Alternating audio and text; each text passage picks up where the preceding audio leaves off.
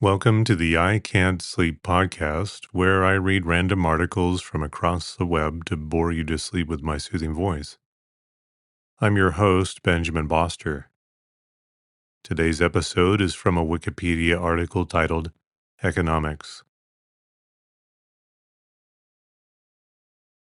Economics is a social science that studies the production, distribution, and consumption of goods and services. Economics focuses on the behavior and interactions of economic agents and how economies work. Microeconomics analyzes what is viewed as basic elements within economics, including individual agents and markets, their interactions, and the outcomes of interactions. Individual agents may include, for example, households, firms, buyers, and sellers. Macroeconomics analyzes economies as systems where production, distribution, consumption, savings, and investment expenditure interact, and factors affecting it, factors of production, such as labor, capital, land, and enterprise, inflation, economic growth, and public policies that have impact on these elements. It also seeks to analyze and describe the global economy. Other broad distinctions within economics include those between positive economics, describing what is, and normative economics, advocating what ought to be, between economic theory and applied economics, between rational and behavioral economics, and between mainstream economics and heterodox economics. Economic analysis can be applied throughout society, including business, finance, cybersecurity, healthcare, engineering, and government. It is also applied to such diverse subjects as crime, education, the family, feminism, law, philosophy, politics, religion, social institutions, war, science, and the environment. The earlier term for the discipline was political economy, but since the late 19th century it has commonly been called economics. The term is ultimately derived from the ancient Greek oikonomia, which is a term for the way, nomos, to run a household, oikos, or in other words, the know-how of an oikonomikos, or household or homestead manager. Derived terms such as economy can therefore often mean frugal or thrifty. By extension, then, political economy was the way to manage a polis or state. There are a variety of modern definitions of economics. Some reflect evolving views of the subject or different views among economists. Scottish philosopher Adam Smith, 1776, defined what was then called political economy as an inquiry into the nature and causes of the wealth of nations. In particular, as a branch of the science of a statesman or legislator, with the twofold objectives of providing a plentiful revenue or subsistence for the people, and to supply the state or commonwealth with a revenue for the public services. Jean-Baptiste Say, 1803, distinguishing the subject matter from its public policy uses, defined it as the science of production, distribution, and consumption of wealth. On the satirical side, Thomas Carlyle, 1849, coined the dismissal science as an epithet for the classical economics, in this context commonly linked to the pessimistic analysis of Malthus, 1798. John Stuart Mill, 1844, delimited the subject matter further. The science which traces the laws of such of the phenomena of society as arise from the combined operations of mankind for the production of wealth, in so far as those phenomena are not modified by the pursuit of any other object. Alfred Marshall provided a still widely cited definition in his textbook, Principles of Economics, 1890, that extended analysis beyond wealth and from the societal to the microeconomic level. Economics is a study of man in the ordinary business of life. It inquires how he gets his income and how he uses it. Thus, it is on the one side the study of wealth, and on the other, and more important side, a part of the study of man. Lionel Robbins, 1932, developed implications of what has been termed perhaps the most commonly accepted current definition of the subject. Economics is the science which studies human behavior as a relationship between ends and scarce means, which have alternative uses. Robbins described the definition as not classificatory in picking out certain kinds of behavior, but rather analytical in focusing attention on a particular aspect of behavior, the form imposed by the influence of scarcity. He affirmed that previous economists have usually centered their studies on the analysis of wealth, how wealth is created, production, distributed, and consumed, and how wealth can grow. But he said that economics can be used to study other things, such as war, that are outside its usual focus. This is because war has the goal of winning it as a sought-after end, generates both costs and benefits, and resources, human life and other costs, are used to attain the goal. If the war is not winnable, or if the expected costs outweigh the benefits, the deciding actors, assuming they are rational, may never go to war, a decision, but rather explore other alternatives. Economics cannot be defined as the science that studies wealth, war, crime, education, and any other field economic analysis can be applied to, but as the science that studies a particular common aspect of each of those subjects. They all use scarce resources to attain a sought-after end. Some subsequent comments criticized the definition as overly broad and failing to limit its subject matter to analysis of markets. From the 1960s, however, such comments abated as the economic theory of maximizing behavior and rational choice modeling expanded the domain of the subject to areas previously treated in other fields. There are other criticisms as well, such as in scarcity not accounting for the macroeconomics of high unemployment. Gary Becker, a contributor to the expansion of economics into new areas, described the approach he favored as combining the assumptions of maximizing behavior, stable preferences, and market equilibrium, used relentlessly and unflinchingly.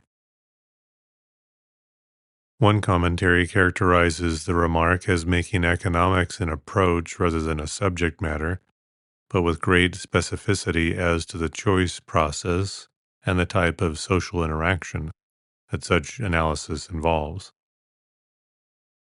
The same source reviews a range of definitions included in Principles of Economics textbooks and concludes that the lack of agreement need not affect the subject matter that the texts treat. Among economists, more generally, it argues that a particular definition presented may reflect the direction toward which the author believes economics is evolving or should evolve. Many economists, including Nobel Prize winners James M. Buchanan and Ronald Coase, reject the method-based definition of Robbins and continue to prefer definitions like those of Say in terms of its subject matter. Ha-Joon Chang has, for example, argued that the definition of Robbins would make economics very peculiar because all other sciences define themselves in terms of the area of inquiry or object of inquiry rather than the methodology. In the biology department, it is not said that all biology should be studied with DNA analysis. People study living organisms in many different ways, so some people will perform DNA analysis, others might analyze anatomy, and still others might build game theoretic models of animal behavior. But they are all called biology because they all study living organisms. According to Ha-Joon Chang, this view that the economy can and should be studied in only one way, for example, by studying only rational choices, and going even one step further and basically redefining economics as a theory of everything, is peculiar. Questions regarding distribution of resources are found throughout the writings of the Boeotian poet Hesiod, and several economic historians have described Hesiod as the first economist. However, the word oikos, the Greek word from which the word economy derives, was used for issues regarding how to manage a household, which was understood to be the landowner, his family, and his slaves, rather than to refer to some normative societal system of distribution of resources, which is a more recent phenomenon. Xenophon, the author of the Economicus, is credited by philologues for being the source of the word economy. Joseph Schumpeter describes 16th and 17th century scholastic writers, including Tomás de Mercado, Luis de Molina, and Juan de Lugo, as coming nearer than any other group to being the founders of scientific economics, as to monetary, interest, and value theory within a natural law perspective. Two groups who later were called mercantilists and physiocrats more directly influenced the subsequent development of the subject. Both groups were associated with the rise of economic nationalism and modern capitalism in Europe. Mercantilism was an economic doctrine that flourished from the 16th to 18th century in a prolific pamphlet literature, whether of merchants or statesmen. It held that a nation's wealth depended on its accumulation of gold and silver. Nations without access to mines could obtain gold and silver from trade only by selling goods abroad and restricting imports other than of gold and silver. The doctrine called for importing inexpensive raw materials to be used in manufacturing goods, which could be exported, and for state regulation to impose protective tariffs on foreign manufactured goods and prohibit manufacturing in the colonies. Physiocrats, a group of 18th century French thinkers and writers, developed the idea of the economy as a circular flow of income and output. Physiocrats believed that only agricultural production generated a clear surplus over cost, so that agriculture was the basis of all wealth. Thus, they opposed the mercantilist policy of promoting manufacturing and trade at the expense of agriculture, including import tariffs. Physiocrats advocated replacing administratively costly tax collections with a single tax on income of landowners. In reaction against copious mercantilist trade regulations, the physiocrats advocated a policy of laissez-faire, which called for minimal government intervention in the economy. Adam Smith, 1723 to 1790, was an early economic theorist. Smith was harshly critical of the mercantilists, but described the physiocratic system with all its imperfections as perhaps the purest approximation to the truth that has yet been published on the subject. The publication of Adam Smith's The Wealth of Nations in 1776 has been described as the effective birth of economics as a separate discipline. The book identified land, labor, and capital as the three factors of production and the major contributors to a nation's wealth, as distinct from the physiocratic idea that only agriculture was productive. Smith discusses potential benefits of specialization by division of labor, including increased labor productivity and gains from trade, whether between town and country or across countries. His theorem that the division of labor is limited by the extent of the market has been described as the core of a theory of the functions of firm and industry and a fundamental principle of economic organization. To Smith has also been ascribed the most important substantive proposition in all of economics and foundation of resource allocation theory that under competition, resource owners of labor, land, and capital seek their most profitable uses, resulting in an equal rate of return for all uses in equilibrium, adjusted for apparent differences arising from such factors as training and unemployment. In an argument that includes one of the most famous passages in all economics, Smith represents every individual as trying to employ any capital they might command for their own advantage, not that of the society, and for the sake of profit, which is necessary at some level for employing capital in domestic industry and positively related to the value of produce. In this, he generally, indeed, neither intends to promote the public interest nor knows how much he is promoting it. By preferring the support of domestic to that of foreign industry, he intends only his own security, and by directing that industry in such a manner as its produce may be of the greatest value, he intends only his own gain, and he is in this, as in many other cases, led by an invisible hand to promote an end which was no part of his intention. Nor is it always the worse for the society that it was no part of it. By pursuing his own interest, he frequently promotes that of the society more effectually than when he really intends to promote it. The Reverend Thomas Robert Malthus, 1798, used the concept of diminishing returns to explain low living standards. Human population, he argued, tended to increase geometrically, outstripping the production of food, which increased arithmetically. The force of a rapidly growing population against a limited amount of land meant diminishing returns to labor. The result, he claimed, was chronically low wages, which prevented the standard of living for most of the population from rising above the subsistence level. Economist Julian Simon has criticized Malthus's conclusions. While Adam Smith emphasized production and income, David Ricardo, 1817, focused on the distribution of income among landowners, workers, and capitalists. Ricardo saw an inherent conflict between landowners on the one hand and labor and capital on the other.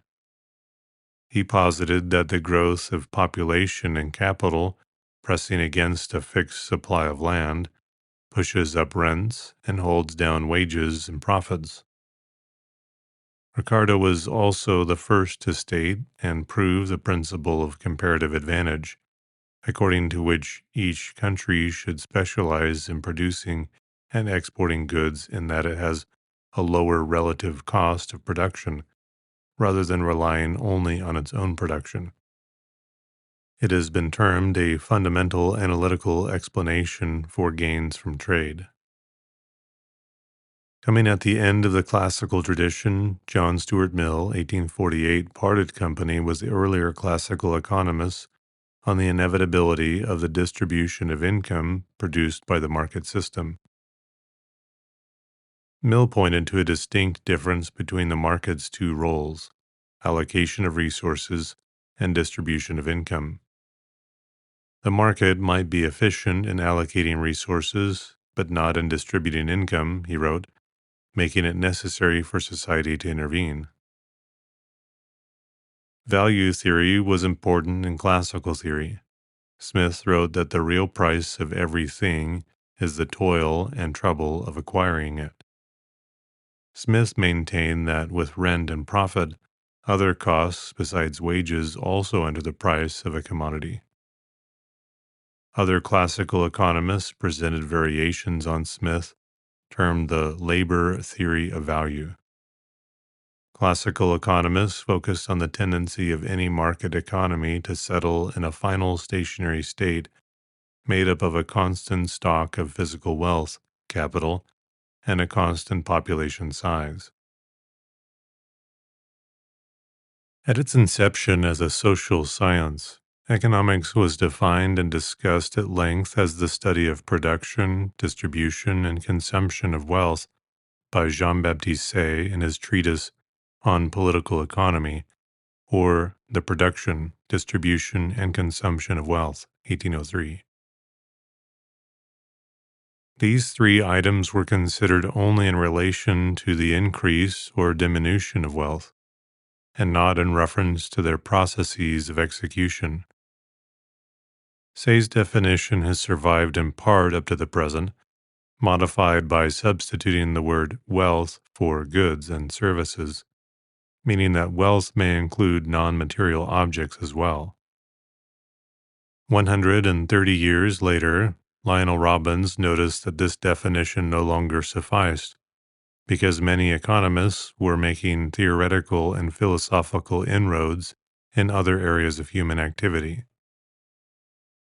In his essay on nature and significance of economic science, he proposed a definition of economics as a study of human behavior, subject to and constrained by scarcity, which forces people to choose, allocate scarce resources to competing ends, and economize, seeking the greatest welfare while avoiding the wasting of scarce resources.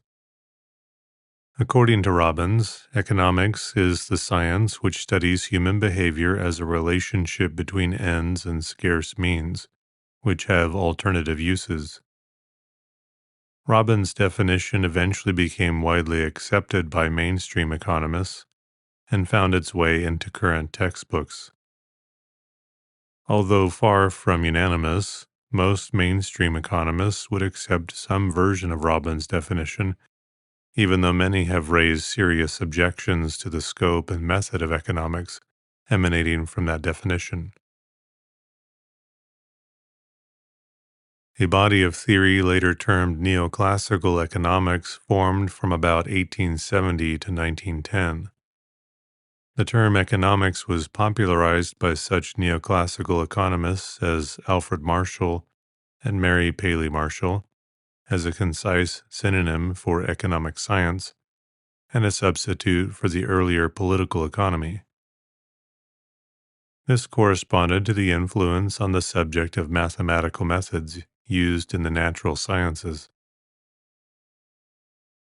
Neoclassical economics systematically integrated supply and demand as joint determinants of both price and quantity in market equilibrium, influencing the allocation of output and income distribution.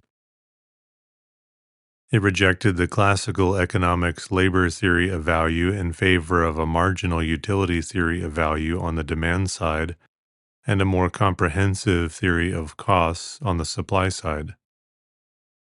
In the 20th century, neoclassical theorists departed from an earlier idea that suggested measuring total utility for a society, opting instead for ordinal utility, which posits behavior-based relations across individuals. In microeconomics, neoclassical economics represents incentives and costs as playing a pervasive role in shaping decision-making. An immediate example of this is the consumer theory of individual demand, which isolates how prices as costs and income affect quantity demand. In macroeconomics, it is reflected in an early and lasting neoclassical synthesis with Keynesian macroeconomics. Neoclassical economics is occasionally referred to as orthodox economics, whether by its critics or sympathizers. Modern mainstream economics builds on neoclassical economics, but with many refinements with either supplement or generalize earlier analysis, such as econometrics, game theory, analysis of market failure and imperfect competition, and the neoclassical model of economic growth for analyzing long-run variables affecting national income. Neoclassical economics studies the behavior of individuals, households, and organizations, called economic actors, players, or agents, when they manage or use scarce resources, which have alternative uses to achieve desired ends. Agents are assumed to act rationally, have multiple desirable ends in sight, limited resources to obtain these ends, a set of stable preferences, a definite overall guiding objective, and the capacity of making a choice.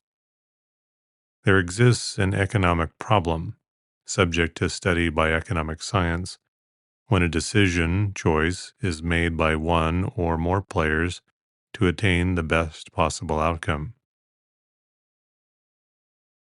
Keynesian economics derives from John Maynard Keynes, in particular his book The General Theory of Employment, Interest, and Money, 1936, which ushered in contemporary macroeconomics as a distinct field.